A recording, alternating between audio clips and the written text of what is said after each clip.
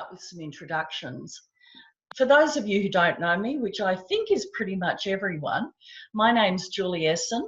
I'm the owner, writer, designer, researcher, and absolutely everything else for Vocational Training Materials Australia. And my background, very briefly, is something like 35 years in the vocational education industry, which has included 25 years of teaching language, literacy, numeracy classes, mostly with TAFE New South Wales, but also with a couple of other TAFEs around Australia and right across the top end. So I've lived everywhere from Sydney to Broome, Darwin, Cairns, Karratha, and a few other places along the way. So I've got a pretty good view of what our student cohort might be like. And I can tell you the experience is that they're actually quite different everywhere you go.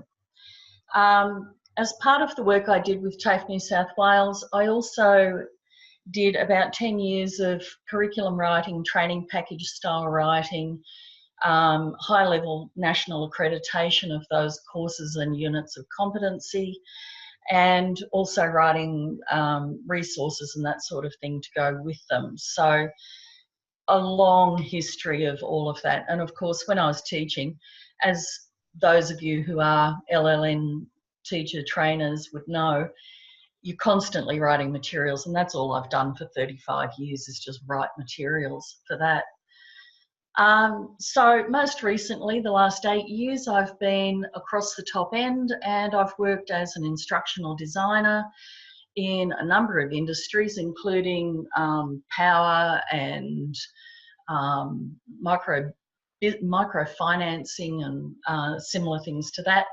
And I have to say the best time I ever had was working in Broome.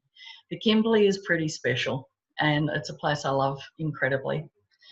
So, playing the games. Why does this business exist? Why do I feel so passionately about it?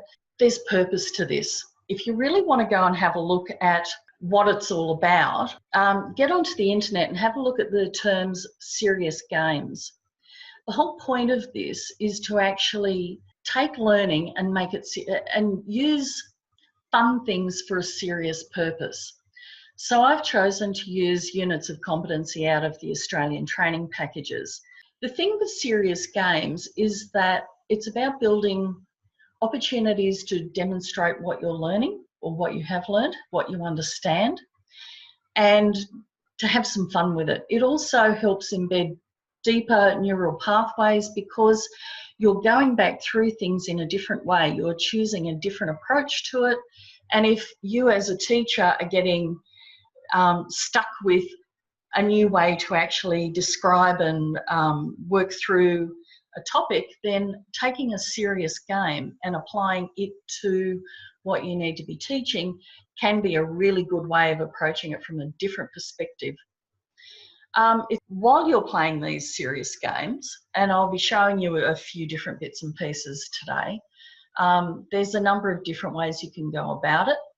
But as a teacher or trainer, but the thing that I would encourage you to do so that you can gather either formative or summative evidence of your students' ability to produce the information that's needed for the unit of competency, video it. Just get your smartphone, set it to video. If you have Aboriginal students and you're concerned about showing their faces, just collect the evidence around their hands. Yes, you'll have their voice. The upside is that generally the videos won't get used for public performance or anything like that. So these can become a really good way of proving and providing evidence that when you've given a competent or a not yet competent result, here's the evidence. This is what they said, this is what they did. What I promised was that I would show you one of the online games. At this stage, for all of the units of competency that I've written resources for, I've actually created an online game, and I'm about to show you this. I'll just pull this up while we're talking. And here it is. So what it is a PowerPoint.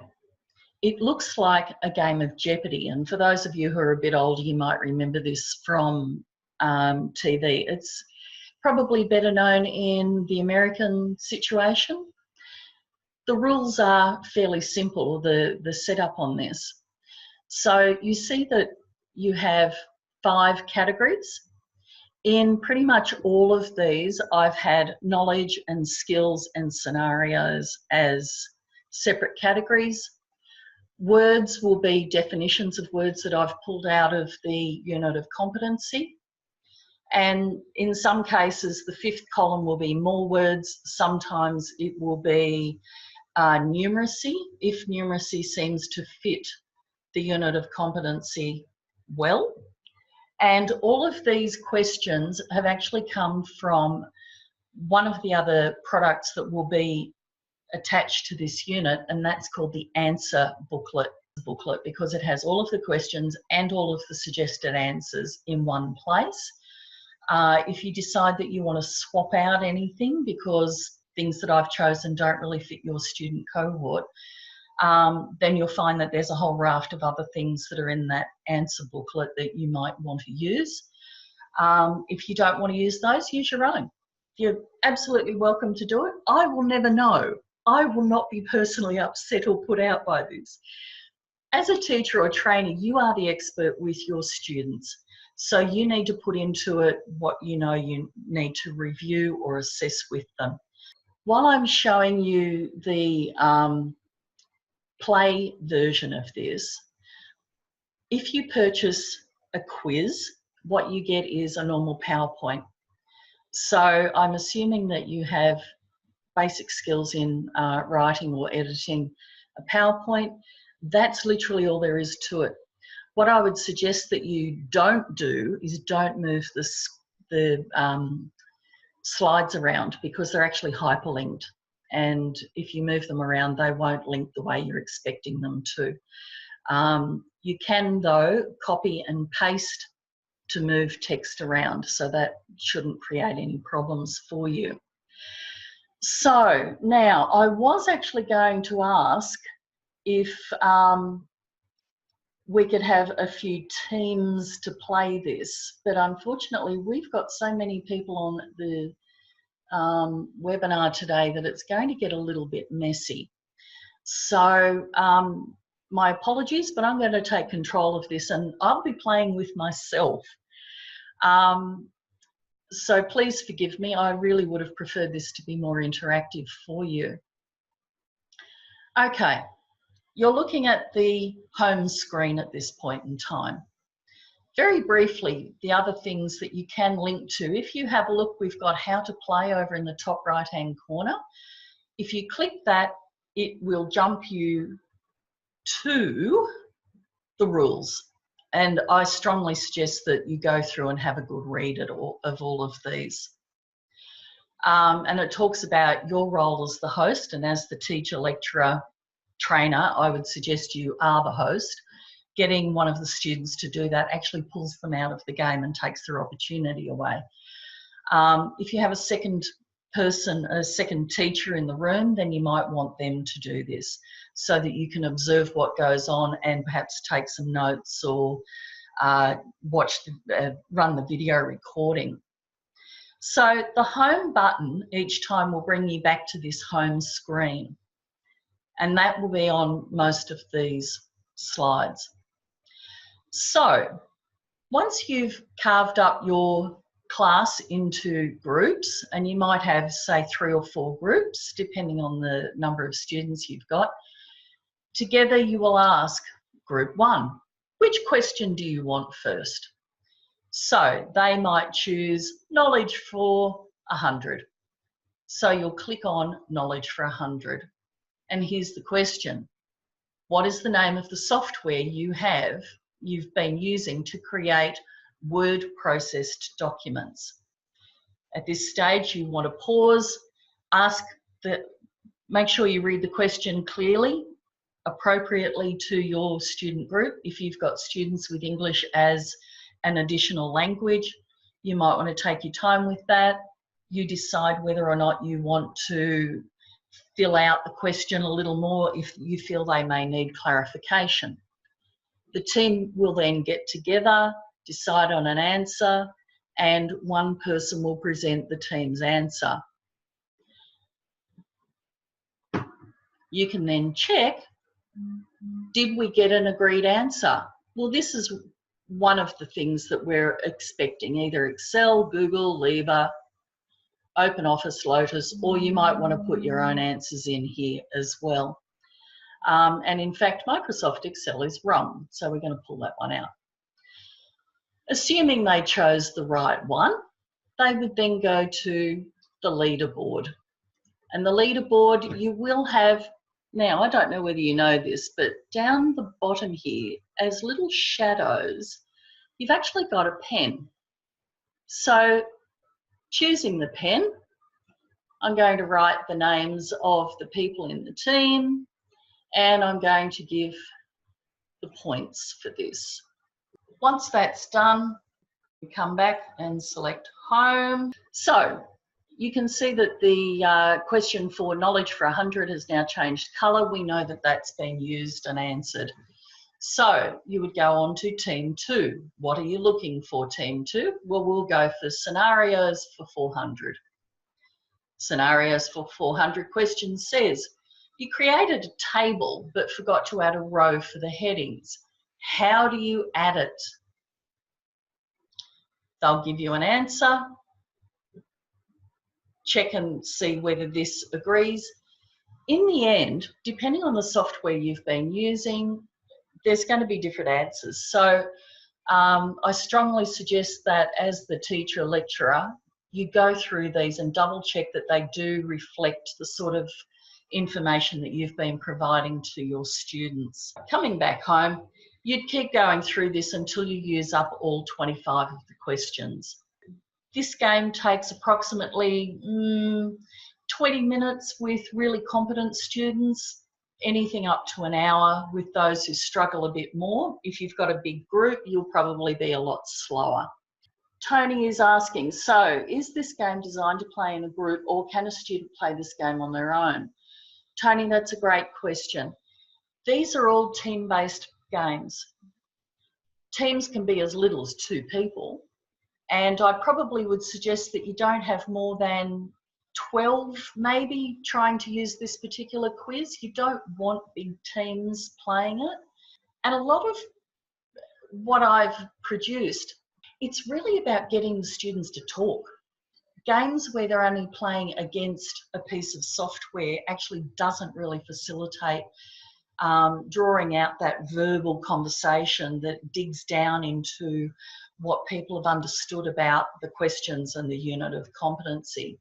So you'll actually find that that's why I don't do video games. Video games tend to be one player versus the software, whereas what I'm looking for is unit of competency information, the underpinning foundation skills, getting them to talk about what they understand about the language. And in fact, that's why the words and the numeracy things are fairly prominent throughout all of the work that I've put into these. Because my background is as an LLN teacher, it actually is incredibly important to me to actually get that depth of conversation. For those of you who have got a teaching background, you might know about Bloom's taxonomy, where Bloom's talks about at the very bottom of there, it's very much stimulus response sort of questions. I've said this, tell me what I said, and they repeat it back. That's fine if you only want very simple stuff, but if you want students to really deeply understand, you've got to drill down, and at that point you're actually climbing Bloom's taxonomy to the point where you're looking at people to analyse, think more deeply, join the dots together, think laterally about how that piece of information might be used across a number of other scenarios. And this is where really high quality training is important. And look, if you're doing a level 1 or a level 2 unit of competency, maybe sticking with the bottom level of Bloom's taxonomy is fine. But as you're getting up through level 3, level 4, and certainly level 5 units of competency in the courses, you really need students to be thinking more deeply. And so using a game like this one, or like the board game that I will pull up and show you in just a moment, these are actually going to help draw out an awful lot more. So what you're now seeing is the starter pack. And this is what I suggest people might want to purchase if it's the first thing that you ever buy from me. This is the board game. In it you will get all of the game rules, the printing rules, how to set things up. So when you purchase things from me, what you are buying is an electronic file. It is fully editable. It comes immediately. As soon as you make the purchase, it is delivered immediately. If for some reason it goes AWOL on you, I have a full listing of people's purchases, so I can always reissue it. So there's no need to ever panic around that. So we have a game board. You can fiddle around with that to some extent. There are the rules, game rules, how to play. There's a tally sheet. And this particular game is a bit like running Monopoly, but a simplified version of it. You then get the entire answers booklet. And yes, it's very simple and straightforward. That's the whole point. If you don't agree with the points that I've allocated for something, go right ahead and change them. Whatever is question number 1 is also question number 1 on the question cards. So you've got the board game, you've got the answer booklet, and then right down towards the end of this, you get the question cards. And these you need to print back to back. So what you're seeing here is front page, and here are the questions. They're all fairly straightforward. Points allocated, again, if you want to change those, entirely your business. But whatever is numbered 1, 2, 3, 4 in the answers is still 1, 2, 3, 4 in the rest of this. Okay, Tony again is saying, how do students play these games online or in the classroom? Okay, the first game that I showed you, the one that's the PowerPoint, that one is for webinars. So if you are running online classes, because you've got students everywhere, that's what that one's for. You can also run it in class. Either way works with that one. For pretty much everything else, they are face-to-face. So the board game is definitely face-to-face. It won't work online. And the whole point is that you literally sit down and get your students talking to each other. It's another opportunity for them to practice their soft skills, negotiating who goes first, being polite and listening, potentially saying to other players, okay, well, that's not the whole answer that we've got here. What else would you add? And provide your students with the opportunity to be encouraging, supportive, to listen, to reflect back on what people have said. So the point is they sort of do need to be in the same room for that one. So you've got two main kinds of games that you can play. The language literacy and numeracy pack are actually just activities. These are not a game. They are literally worksheets. Some people love them. Some people rant crazily about the fact they hate them, and others spend volumes of time writing them and gnash their teeth over them. So what I've done is I'm producing some LLN worksheets. Use them if you like. If you don't, fine.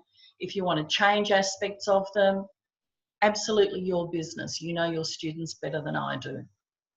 So what I've done is I've selected a word list based on what I believe is usually taught in that unit of competency. We have the word, we have a definition, and this particular table, and it varies depending on the units because some are a bit longer than others, then gets pulled through to every unit will have a crossword, at least one. This one has two. There is a find a word. There is a word cloud. Now these I have a real enthusiasm for actually using as a poster, so that students are continually seeing the words, trying to remember what they mean, checking the spelling of them. So partly by osmosis and partly through focused work, these become more driven in. So if you've got students with literacy issues, whether it's English language or they just are not there yet with their LLN, surrounding them as much as possible, being focused, but also letting it just absorb. Okay, this one has unit numeracy work in it, talking about the properties of tables. Every numeracy section is going to be different depending on the unit of competency. There is a comprehension to go with it, and the answers are hiding down the bottom. And spelling practice using that first list at the beginning. I've also included this, which is perhaps a little bit of an odd thing. I've had a lot of adult students who find reading other fonts difficult. So what I've done is created a worksheet where they're looking at 4 different fonts. I've changed the spelling in some of it. They need to read through, check which one is correct. They can use the original list at the beginning to help cross-check. And it's about getting comfortable with the different fonts, checking the spelling, getting some editing and spelling skills up to scratch. Okay, Viv is asking, what business levels do these go to? Viv, I'm actually progressively working on more and more units. I have some that are at a level 4, some that are lower levels. I will be targeting the lower levels for the time being, because that seems to be where the bulk of need is. If you have any interest, give me a yell, send me an email, and I'm happy to talk about things that individual groups might need. Okay, that's it. Thank you so much, everyone. See you next time. Bye.